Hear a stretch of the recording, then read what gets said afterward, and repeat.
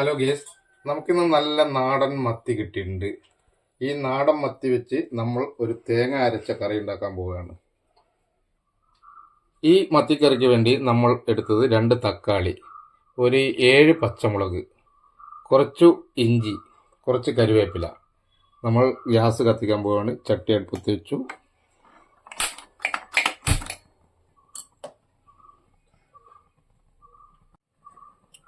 സുഹൃത്തുക്കളെ, നമ്മൾ ഈ ചട്ടിയിലേക്ക് ചൂടായി ഉണങ്ങിയ ചട്ടിയിലേക്ക് നമ്മൾ കുറച്ച് വെളിച്ചെണ്ണ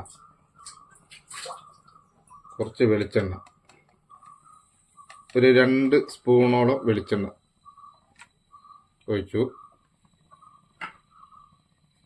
ഇനി നമ്മൾ ചെയ്യാൻ പോകുന്നത് അതിലേക്ക് കുറച്ച് ഉലുവ,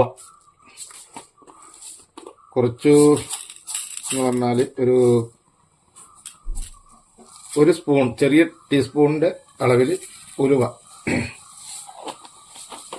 എണ്ണ ചൂടായി ഉലുവ പൊട്ടാൻ തുടങ്ങി.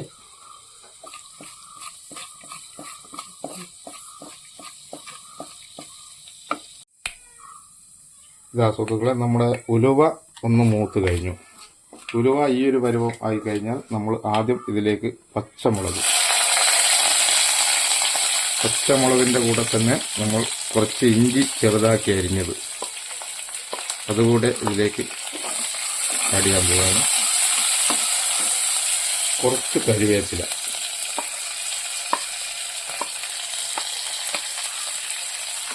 ഇത് നന്നായി മൂത്ത് കഴിഞ്ഞാൽ, ഒരു പച്ചച്ചുവ പോയി കഴിഞ്ഞാൽ നമ്മൾ ഇതിലേക്ക് തക്കാളി ആഡ് ചെയ്യാൻ പോവുകയാണ്.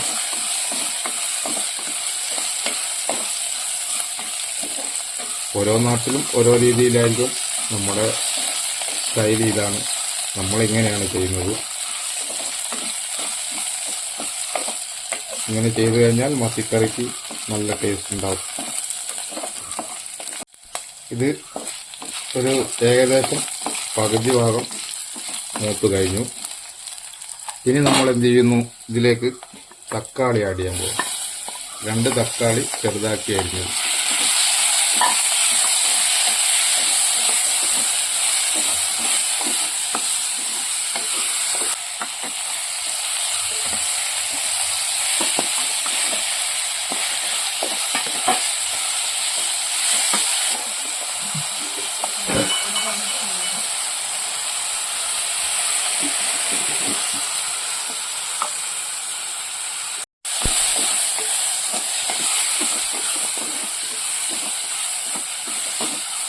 ഇത് നന്നായി ഏകദേശം വാടിക്കഴിഞ്ഞു. നമ്മുടെ കറിക്ക് വേണ്ട പാകത്തിൽ വാടിക്കഴിഞ്ഞു. ഇനി നമ്മൾ ഇതിലേക്ക് ചേർക്കാൻ പോകുന്നത് 1 സ്പൂൺ മഞ്ഞൾ,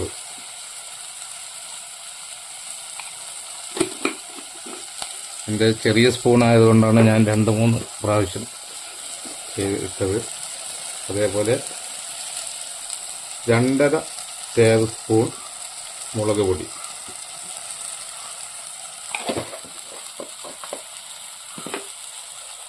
എന്നതിന് ശേഷം തീ നന്നായി കുറച്ചിട്ട് ഇത് നമുക്കൊന്ന് വാട്ടിയെടുക്കാം. ഈ മുളകും മഞ്ഞളും കൂടെ ഒന്ന് മൂപ്പിച്ചെടുക്കാം.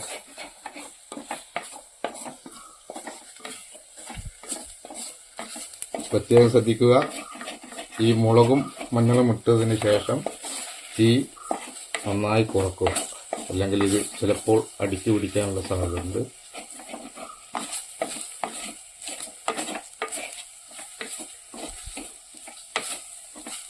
നമ്മൾ കുറച്ച് വാളംപുളി കുതിർത്തി വെച്ചിരുന്നു, അത് നമ്മൾ ഇതിലേക്ക് ഒഴിക്കുക. പുളി ഇഷ്ടപ്പെടുന്ന ആൾക്കാരാണെങ്കിൽ ആവശ്യത്തിന് അത് കൂടുതലോ ഒഴിക്കാവുന്നതാണ്.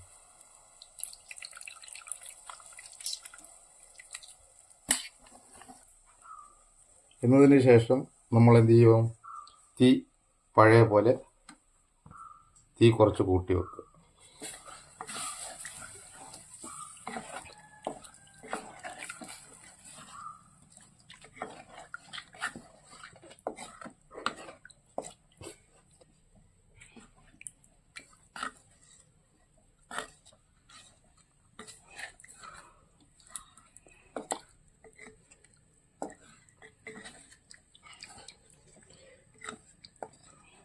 നമ്മുടെ ഈ പച്ചമുളകും ഇഞ്ചിയും തക്കാളിയും പുളിയും മഞ്ഞളും മുളകും ഇതെല്ലാം കൂടെ കറിവേപ്പിലയും ഇതെല്ലാം കൂടെ ഇതിൽ നിന്ന് നന്നായി വെന്ത് വരട്ടെ. അപ്പം നമ്മുടെ കറി നന്നായി കുറുകി വന്നിട്ടുണ്ട്. ഈ പുളി ഒഴിച്ച് കഴിഞ്ഞാൽ കുറച്ച് വേവണം. എന്നതിന് ശേഷം നമ്മൾ എന്ത് ചെയ്യാൻ പോവാണ്, ഇതിലേക്ക് ആവശ്യത്തിന് ഉപ്പ് ചേർക്കാം. ഞാൻ അങ്ങനെ ഇപ്പോൾ ഇവിടെ പൊടിയുപ്പാണ് ചേർത്തത്. ആവശ്യത്തിന് ഉപ്പ്. അതിനുശേഷം നന്നായി ഇളക്കി യോജിപ്പിച്ച് ആവശ്യത്തിന് ഉപ്പ് ചേർത്തതിന് ശേഷം നമ്മൾ ഇതിലേക്ക് മത്തിയുടെ പീസാക്കിയ മത്തി ഇതിലേക്ക് ഇടുകയാണ്.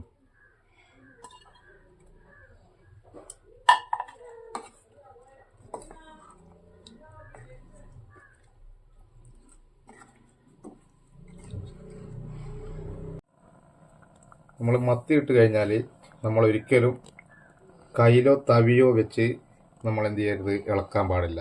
കാരണം മത്തി ഉടഞ്ഞു പോകാൻ സാധ്യത കൂടുതലാണ്. അതുകൊണ്ട് 2 തുണി ഉപയോഗിച്ച് നമ്മൾ ഇങ്ങനെ ചുഴറ്റിയാൽ മത്തി അതേ രീതിയിൽ നമുക്ക് കറിയിൽ നിന്നും കഴിക്കാൻ പറ്റും.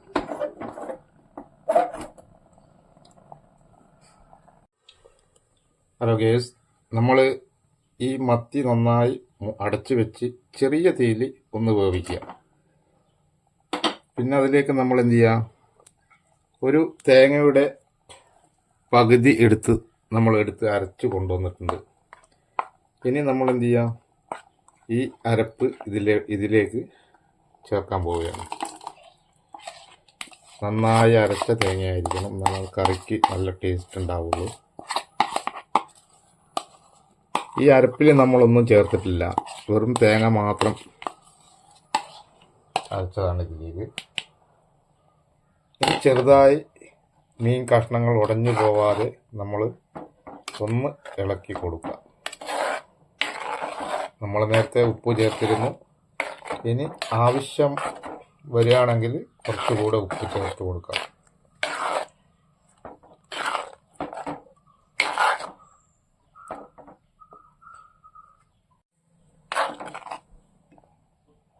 അപ്പം നമ്മുടെ ഈ മത്തി വെച്ചുള്ള തേങ്ങ അരച്ച കറി ഏകദേശം ഇവിടെ റെഡി ആയിരിക്കും.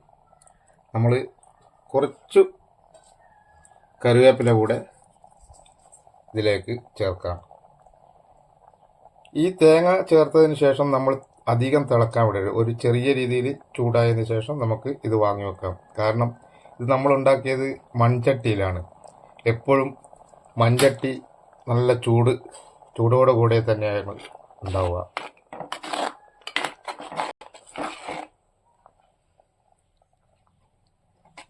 അപ്പോൾ നമ്മുടെ മത്തിക്കറി ഇവിടെ റെഡി ആയിരിക്കുകയാണ്. ഞാൻ പറഞ്ഞില്ലേ, ഇപ്പോൾ ഓഫായി കഴിഞ്ഞിട്ട് അല്പനേരമായി, എന്നിട്ടും തിളച്ചുകൊണ്ടിരിക്കുകയാണ്. അതാണ് മൺചട്ടിയുടെ ഒരു ഗുണം.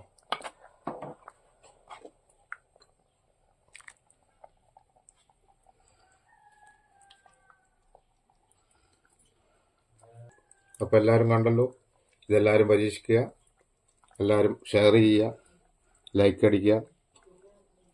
ഓക്കെ.